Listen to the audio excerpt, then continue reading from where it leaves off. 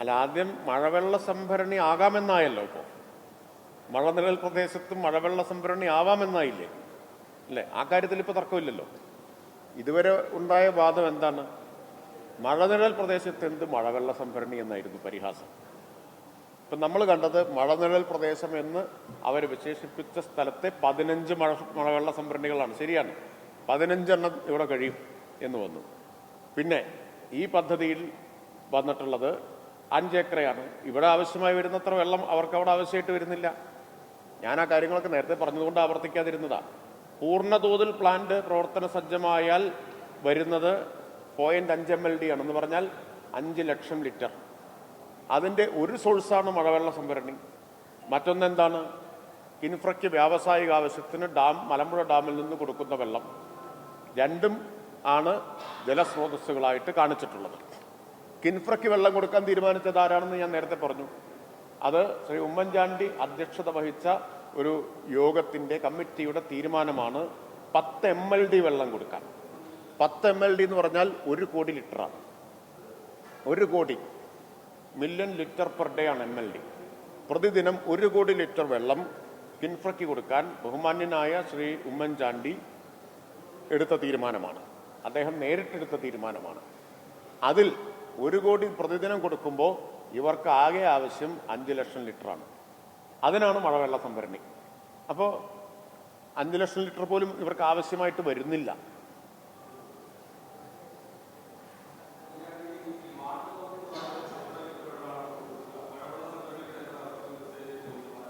അതൊക്കെ പിന്നീട് തീരുമാനിക്കേണ്ട കാര്യങ്ങളാണ്. മഴവെള്ള സംഭരണിയും കിൻഫ്രയ്ക്കുള്ള വ്യാവസായിക ആവശ്യത്തിനുള്ള വെള്ളവും 2 സ്രോതസ്സുകളാണ് വെള്ളത്തിനുള്ളത്. പ്രധാനപ്പെട്ട കാര്യം എന്താ? ഭൂഗർഭജലം എടുക്കാൻ പറ്റില്ല എന്നുള്ളതാണ്. അത് സർക്കാർ ഉറപ്പുവരുത്തിയിട്ടുണ്ട്. എത്ര മഴവെള്ള സംഭരണി, എത്ര വാട്ടർ അതോറിറ്റി എന്നൊക്കെ അവർ പിന്നീട് തീരുമാനിക്കേണ്ട കാര്യങ്ങളാണ്. ഭൂഗർഭജലം എടുക്കാൻ പറ്റില്ല എന്ന് സർക്കാർ ഉറപ്പുവരുത്തിയിട്ടുണ്ട്. അപ്പോഴാണല്ലോ ചോദ്യം വന്നത്, ഭൂഗർഭജലം എടുക്കാതെ എവിടുന്ന് വെള്ളം? ഈ 2 കാര്യങ്ങൾ പറഞ്ഞു. അപ്പോഴാണ് പരിഹാസം വന്നത്, മഴനിഴൽ പ്രദേശത്ത് മഴവെള്ള സംഭരണിയോ? അതിനുള്ള മറുപടിയാണ് ഞാൻ പറഞ്ഞത്. ഇതിനോട് ചേർന്ന് ഇതേ പഞ്ചായത്തിൽ എലപ്പുള്ളിയിലും പുതുശ്ശേരിയിലും വടകരപ്പതിയിലുമായിട്ട് കിടക്കുന്ന അഹല്യയിൽ 15 മഴവെള്ള സംഭരണികളുണ്ട്. മുൻ പ്രതിപക്ഷ നേതാവ് പറഞ്ഞു, ഞാനവിടെ പോയിട്ടുണ്ട്, ഞാനിതൊന്നും കണ്ടിട്ടില്ല എന്ന് പറഞ്ഞു. അദ്ദേഹത്തിന് കാണാനുള്ളൊരു അവസരം സൃഷ്ടിച്ചു കൊടുത്തതാണ്.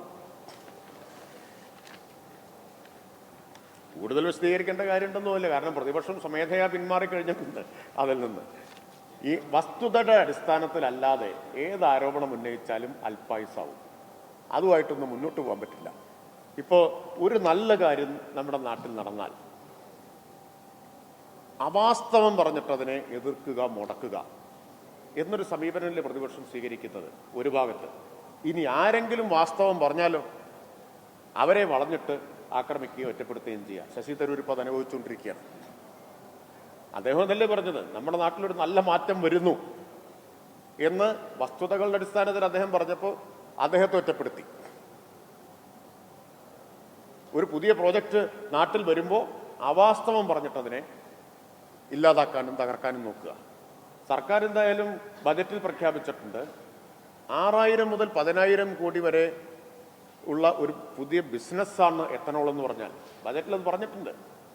6000 കോടി രൂപ പ്രതിവർഷം, 6000 മുതൽ 10000 കോടി രൂപ വരെയുള്ളൊരു പുതിയ വിപണിയാണ് എത്തനോളിൻ്റേത്.